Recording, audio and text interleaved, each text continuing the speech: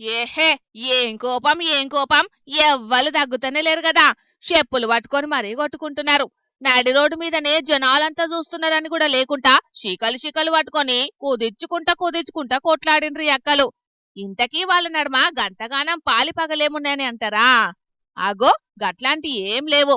మైబాదిపట్నం వివేకానంద సెంటర్లున్న ఆగ్రోస్ రైతు సేవా కేంద్రంలా యూరియా బస్తాలు ఇస్తున్నారని చెప్పి మహిళా రైతులు కూడా వచ్చిండ్రు. ఆధార్ కార్డు జిరాక్సులు పట్టుకుని లైన్లల్లా చాలా మంది రైతులే నిలబడ్డారు. ఇక బగ్గమంది వచ్చేటాలకు చిన్నపాటి తోపులాట జరిగింది.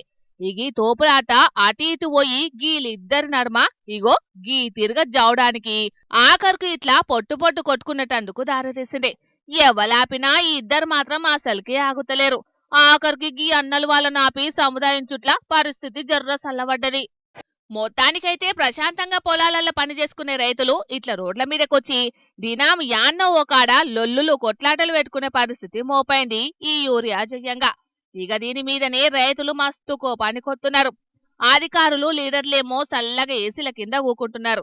మమ్మల్ని మాత్రం ఇట్లా రోడ్ల మీద తిరిగేటట్టు చేస్తున్నారని, మా తక్లీఫ్లు మాత్రం తీరుస్తలేరని మస్తు ఫైర్ అవుతున్నారు.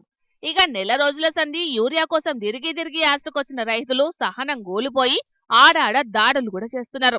ఇక ఇదే మహిబాద్ జిల్లాల నిన్న మనగ్రోమర్ గోదాం తాళాలు వగలగొట్టి మరి యూరియా బత్తాలను బయటికి తీసుకొచ్చిన ముచ్చట మన జోర్దార్లో కూడా చెప్పుకున్నాం కదా.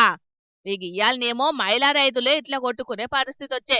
యూరియా కొరత ఇట్లనే ఉంటే రేపట్లా ఇంకెంత పరేషాన్ కాతుంటదో ఏందో తెలియదు గాని ఇప్పటికైనా సర్కారు పెద్దలు ఆలోచన చేసి రైతులకు తిప్పలు లేకుండా చేయాలి. మరి ఏం చేస్తారో ఆ పెద్ద సార్లు.